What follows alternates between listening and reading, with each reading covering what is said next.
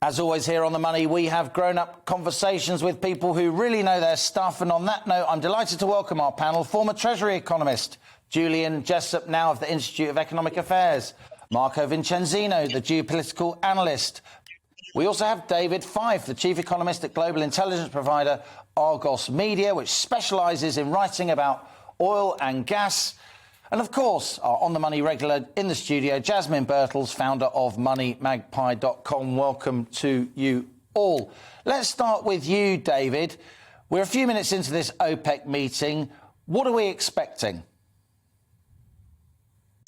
Yeah, I mean, I think until maybe even a week ago, from this meeting, we probably would have expected them to stick with the plan, which is to gradually push an incremental 400,000 barrels per day onto the market each month through to the spring.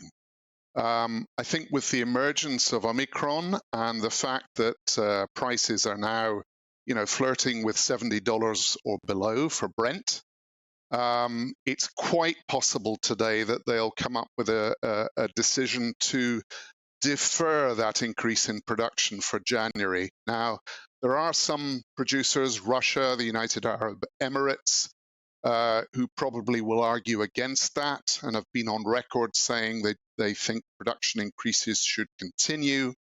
But it's really all down to what Saudi Arabia decides is going to be best for the market. And I suspect that they'd like to put a $70 floor under the price. Interesting. So if Omicron does slow down the global economy, oil prices will fall or they won't rise. So OPEC doesn't feel the need to push more oil than it already expected to push onto global markets. Julian, let's talk to you. You're a very close observer of global oil markets too. I know you've also had a great deal to say on UK inflation in recent weeks and months, not least here on The Money. I'm pleased to have you. We are too. What are you expecting from this OPEC meeting and how it impacts on particularly UK inflation, petrol prices, fuel prices, energy prices going forward? Well, first of all, I agree with your previous guest. I think they probably will pause the plan to gradually increase production by 400,000 barrels a day. Maybe just for a few months, but I think there are good reasons for them to do that. I mean, one is the sharp fall in oil prices we've seen over the last week, but the other that you also mentioned in your introduction is I think they're pretty annoyed at the way that the US has led an attempt to drive down oil prices by releasing strategic reserves, a plan that the UK, I think, rather mistakenly joined in with. So I think there are good sort of market and political reasons for them to pause for a little while. I think that decision is probably largely priced into the market, so I wouldn't expect a big move in oil prices on the back of it.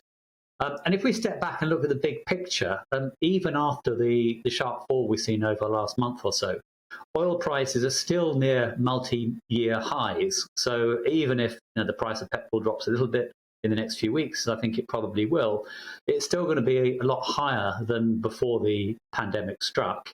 And that's going to keep adding to UK inflation for several months yet. Indeed, even if oil prices fall a lot in the next few months, we're probably still going to get further upward pressure on inflation in April next year, when Ofgem is due to review the domestic energy price cap. And I think that's almost certain to go up further. So even if oil prices do drift off a bit from here, I still think we'll be talking about high headline inflation, around 5% or so, for several months to come. Marco Vicenzino, you're joining us from Florida. Great to have you with us on the show once again. You're always welcome. We wanted to bring a US voice in here, not least because Joe Biden, in conjunction with the Brits, did sanction a rare release of some of the strategic petroleum reserve onto global markets. But it wasn't very much, was it? We're talking about 50 million barrels over a few months sanctioned by the US president. Well, the world's using 100 million barrels a day. How was that move by Biden viewed in the US? I think it was mostly a political reaction, domestic political pressure in the United States to say that he's doing something. in light of everything going on in the world. But I think it was largely political, a way to cover himself, particularly with domestic political U.S. opinion. Not so much, it was not so much targeted at an international audience or at international markets. It was more, I think I said, targeted at a domestic U.S. market. Obviously, his numbers have not been doing well in recent times, and he has to be seen as, quote unquote, doing something. So I think that move that he made was much of, reflects that political need of Joe Biden. We highlighted earlier in the week, Tamsin, that Republican activists were sticking images of Joe Biden on petrol pumps around the US, pointing to the price, which is over $4 a barrel in some places, $4 a gallon for gas, a US gallon, and saying, I did that, I did that.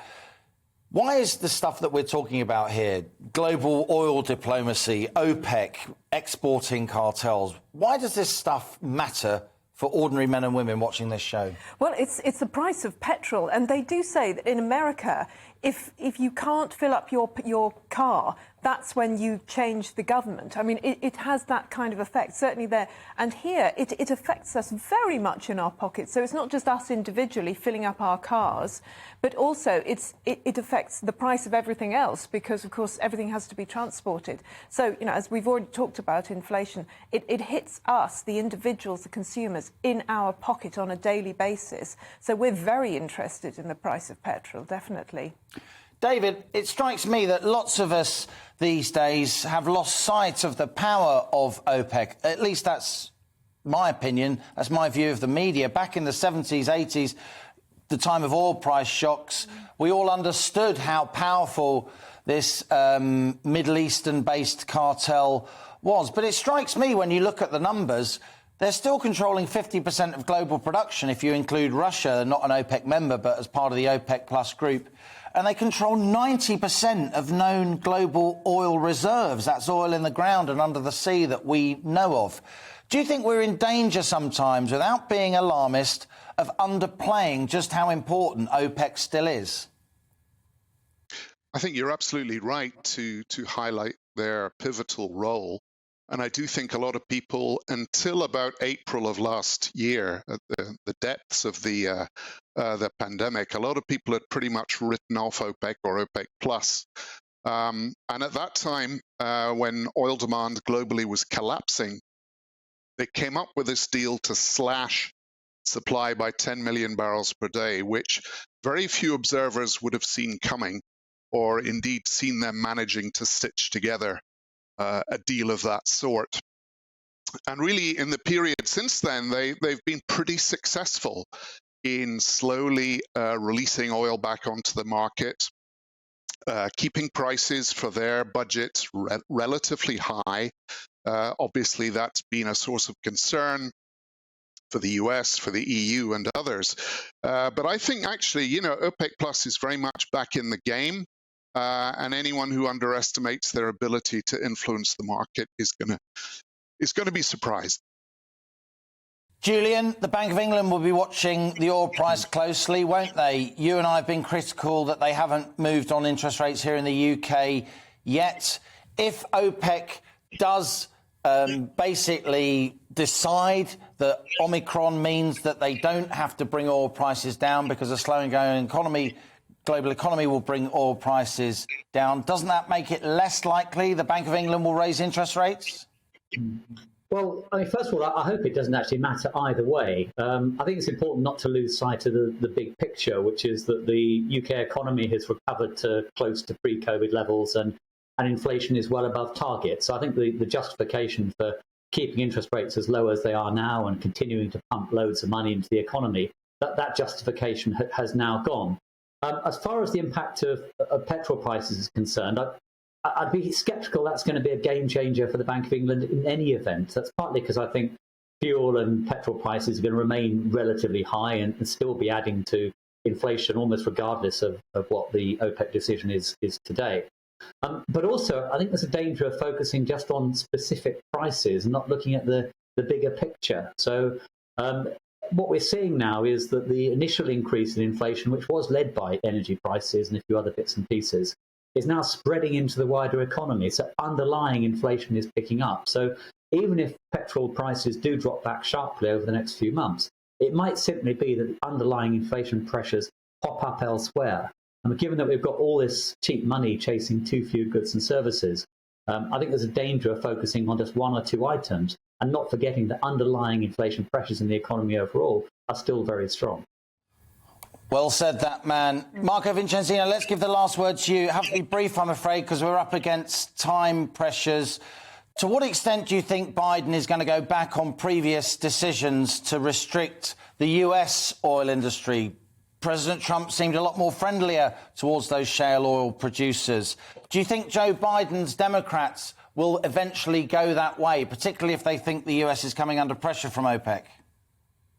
Yeah, I mean, basically, he's under pressure from the left wing of his party.